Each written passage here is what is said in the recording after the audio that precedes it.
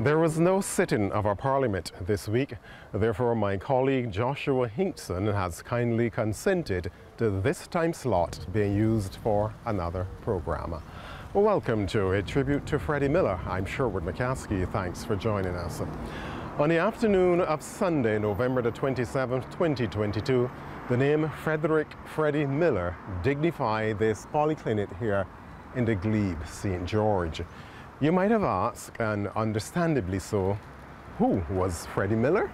My father, Frederick Edward Miller, born on the 22nd of August, 1910. Biggest family. In those days, they had big families. There were 10 of them.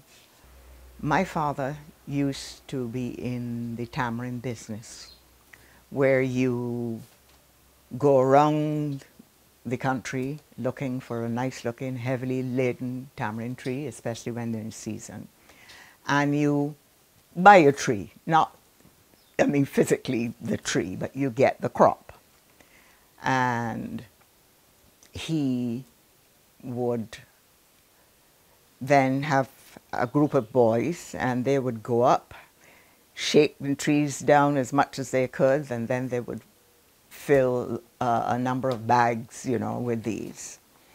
In the colonial days, when we were still a full colony, anybody working in the civil service, the colonial civil service, the people at the very top, like the Solicitor General and people like that and so on and so forth, they were brought in from England. But further down the ladder, they used Barbadians.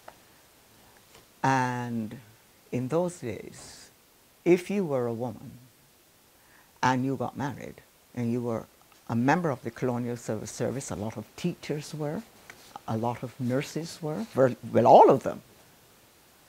Once they got married, they had to give it up. They had to give up their profession. No pension, no nothing. And so my mother then started helping my father with the tamarind business. So the tamarinds were then brought back, and a number of women, most of them from the city and all around the New Orleans, which is how I happened to know so many people before I even dreamed that I would be running City of Bridgetown. And they would take the shells off, and he had a huge, almost like a well, full of molasses. And there was a cooper, a man who made wooden casks, and the wood was curved, and then he used metal to hold the whole thing together, and he would be there all day long doing that while the women are shelling the tamarinds. Then the tamarinds would be put in layers with the molasses or whatever it was in between, and then shipped off. By that time, he was very much into the politics of the time. The mid-30s, which people still refer to as the time of the Great Tribulation, there was poverty unbelievable. And then it was made worse by the fact that the Second World War was underway, and there was very little that you could import into Barbados. He became very, very engaged with the idea of politics. And Grantley Adams, as he then was, kept getting behind him. He said, Freddie, you know, it's time for you to run. At that time, there was no Barbados Labour Party. There was something called the Progressive League. And Daddy told him, I have one more thing that I must do. I must build a house for my poor starving children. That's how we were referred to. And so said, so done. He built the house in Brighton, where we grew up, Blackrock, and he ran then. In those days, all constituencies were double-member constituencies. And Daddy chose St. George, and there was Colonel Dowding. He fought in the Second World War, and he was always going to end up as the senior member because of who he was and, you know, the estates that he owned and so on. And my father would then be the junior member in St. George. And that went on until we moved away. And in 1952, when there was the beginning of the movement from the colonial style of government, then we had single member constituencies. And he was dedicated to St. George. Everywhere we went, sometimes after Sunday school, he would give us a drive. My mother would put carpeting on the floor of the back of the pickup and a few umbrellas in case the rain came. And we would hear that we were going to go for driving, you get all excited. But every time we went for driving, every time it had to be via St. George. So in a way, I got to know St. George in a way that even people who ran in St. George did not know at that time. In 1956 then, my father's first portfolio, in fact the only portfolio that he held, was health and social services. Social services, I mean, took in everything that you could think of. There were social centers, and the first always had to be in St. George. I remember when the red telephone booths came, the first telephone had to be Ellerton. So it included everything, the prisons, whatever, every social services included everything else that nobody else had. And I can remember when he had to be wearing suits then, and Sir Grantley told him, Freddie, I think it is time you buy a motor car, you know, and the pickup is not the best way that you should be driving around now. So we got all excited as children because we'd never had access to a car. He bought a car, he imported him from the United States. He's a Chevrolet man. And he was a 12-hour day. And he taught us that too. He taught us that if you wanted, because when we were driving with him or even at the dinner table and so on, he would explain all sorts of things to us. Things sometimes asked for, sometimes not asked for. And I remember how he drilled this, because he used to repeat it all the time. If you want to do better than the other fellow, you have to be prepared to work harder than the other fellow and longer than the other fellow. So my father worked a 12-hour day. He listened to the BBC News on Radio Fusion, and then the pickup ran up the road. We had to get a bus. I can remember when the late Ira Barrow came to our house for the first time. It was a Sunday morning. My father was having his breakfast. The only time that he would have it with us. The boys were running about already, and this gentleman came in with his daughter, and there he was. He had Leslie, his daughter, on his knee. My chin was just barely coming over the top of the table. My father is having his breakfast, and this man is hitting the table and saying, Freddie, I have to run, I have to run, I have to run. And they're talking, you know, and I'm there like looking at him and Daddy and to and fro, and I'm listening to every word. And then he left. And I said to my father, why does he want to be running all the time? And my father said, it's not. He took pains always to describe things to us. It's not running like what you do in the yard. He wants to run like how I run in St. George. And I understood it immediately. So they ran together in St. George. He introduced us to all sorts of things. He introduced us to, well, particularly me, to the politics. My younger brothers, he never took them. It was only ever me. And I mean, I was like, from 7 years old, the pickup would go up to Ellerton. That was his stamping ground. And Ellerton first always. And 8:20, she wasn't then Lady Adams, because Sir Grantley was not yet knighted, but she would drive her husband up. And so I would be in M22 to pick up in front of, you know, in the cab park with my mother, dozing off. And sometimes Grace Adams would come in and sit down, or my mother would go and sit down in 8:20. And, you know, they would chat.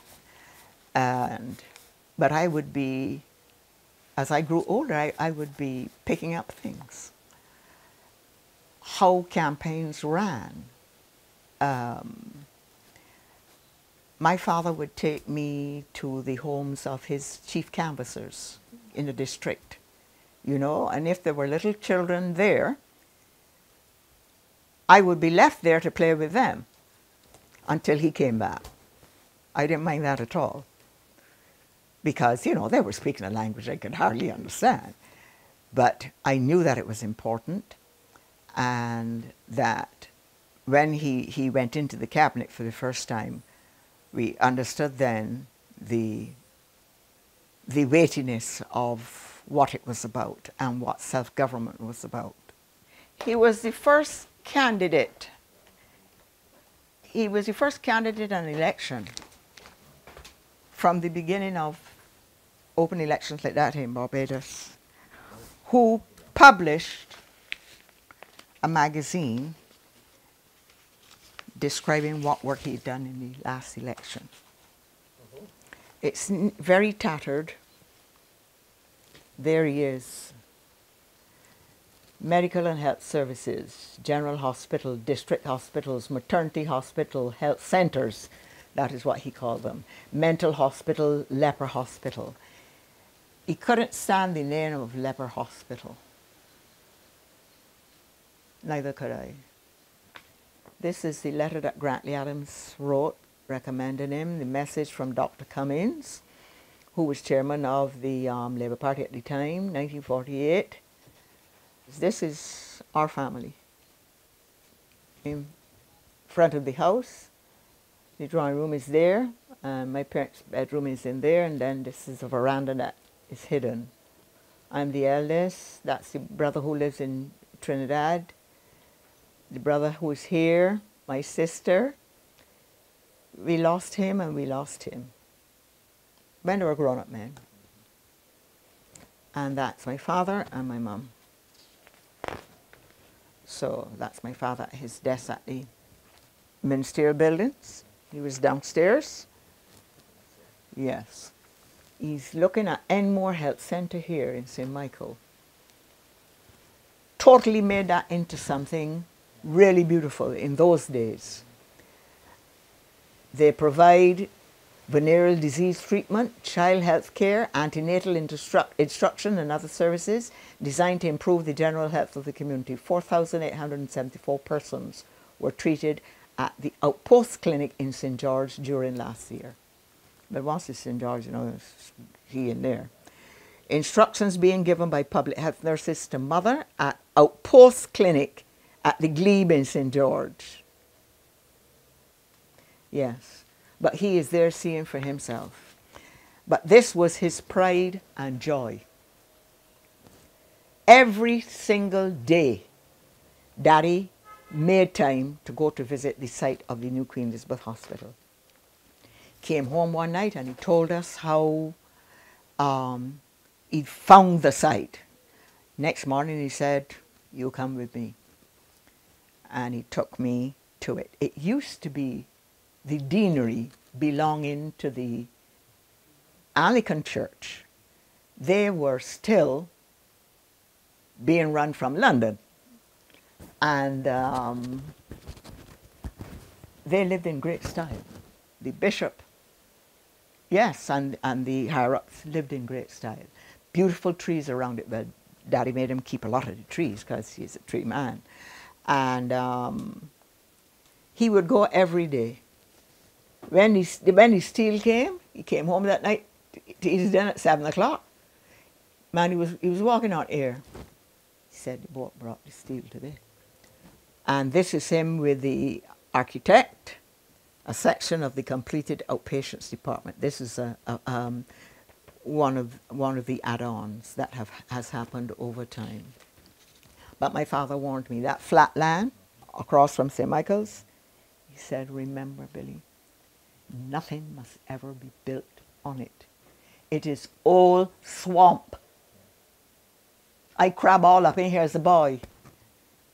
Nothing can be built on that. It will sink. When my father first saw the maternity hospital as it was in Bank Hall, there was no sidewalk, nothing. If the bus slipped off the road, it gone straight in. And here it is, the old maternity hospital. And he built that on his watch. He said, no, we can't have it like that. But when he knew he was getting then this big new hospital, he said, the maternity ward has to be a very special ward because it has to have an operating theatre that is theirs. They must have first pick on that. Felt very strongly about it. Then he put up a whole set of day nurseries, child welfare service. That building is still there in Country Road. They just fixed it up, put some paint on it. I remember when put that in place, the welfare service. Spikestown Arms House, that was turned into another one. And this is in the medical aid scheme. Old age pensions office. Look at it, the donkey cart right up, no sidewalk. Fell apart his bicycle there when he come out and it gone, you know. This is the new premises at Country Road. And they are still there. And they've just repainted and fixed up and made it very renewed. He did something here that I did not get to do when I was in the cabinet. But I hope before I leave this earth that I do get to make the point that my father made. He said, I don't want little boys locked up in, Dodds then was where the boys went. It was at the big prison. And he said, everyone must learn a trade when they come out of, as it was called then, Dodds. But then they took it over. It was part of a big plantation and made it in then to the bigger prison. Because when my father, when you're going to ministries and so on and you're new, they want to take you, you know, well, you can't quarrel the permanent secretary and the chief, whoever, whatever ministry it is, you know, they take you on a tour and you got to see, you know, what you're dealing with, which is, I found it very useful and I was glad that I was taken on the tour because I never forgot when my father came home and told us one night, you know, while he was eating his dinner, he would be telling us what happened that day. He went to visit the prison and he saw an object on the wall hanging down. He asked the man who was in charge of the prison, what is that object? He knew what it was, but he wanted it said. He said, well, Minister, that is the cat o' nine tails. He said, I don't expect you're going to do it before I leave here on this visit.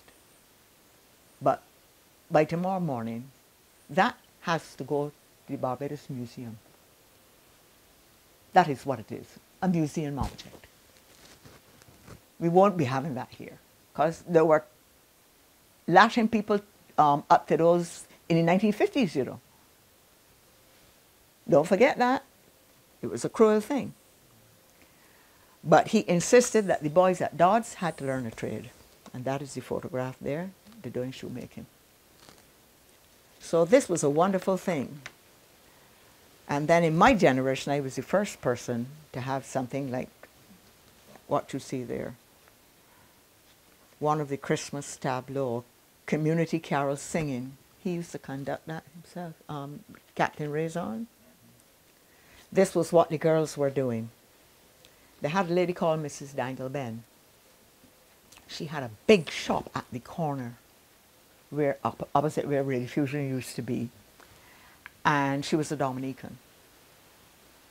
And her shop had, but were made in Dominica, all the beautiful things made with, you know, grasses and so forth. And he insisted that we had to have a handicraft area like that.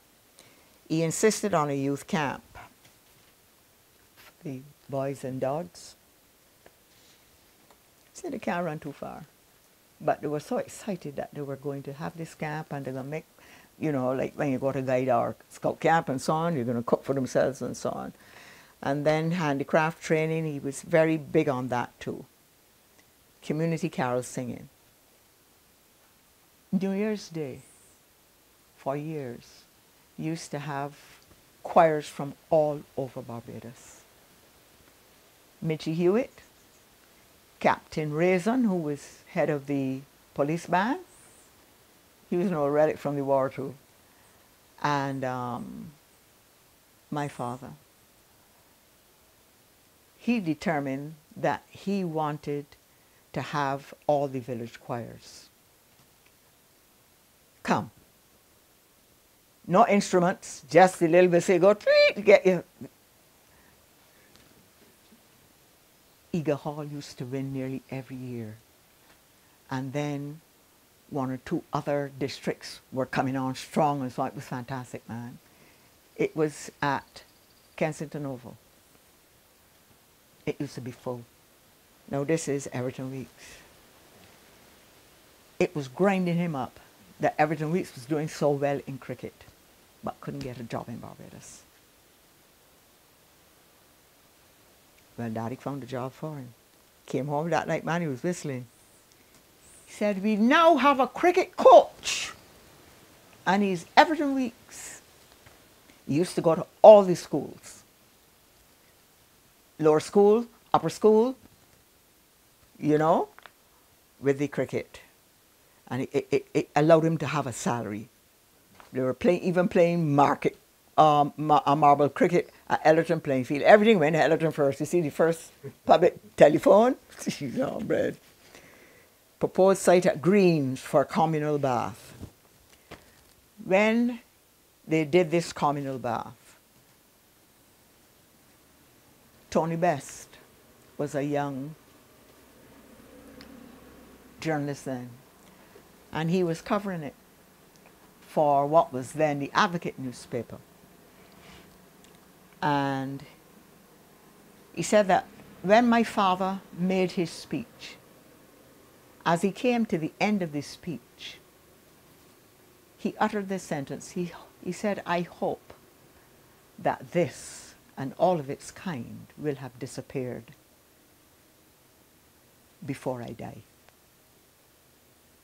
Tony said, I didn't know how to write that up in the paper. I mean, what kind of statement is that? And he said, it is only now, all these years after, that I realized what he was saying. We can't have this. Women hiding behind a piece of old wall to have a proper bath. No. That was not going to continue in Barbados. And this is the communal bath at South District in St. George. But the first one he built was in St. John. Yeah. First one he built. I went in there, had a good look. Yeah, well, when I came to Bridgetown, there was one right near, yes. And I had moved sanitation central there. I said, no, where you all living, please, this is not a place. But the thing is sanitation itself, that should go to the dump. So I had him build nice offices and so on. And I said, while you're doing that, fix up the baths. I want to see, you know, proper tiles and, you know, separate the women from the men's baths and so on. And they still have it there. Because there are always people who want. So all the community centers, the Esplanade at Spikestown, used to do Christmas singing there and all like that. So that is what is left of it. Well, I certainly hope your question has been answered, and there is now no doubt as to why this building bears the name Frederick Freddie Miller. Thank you very much, Dame Billy. I'm Sherwood McCaskey. Thanks for your time.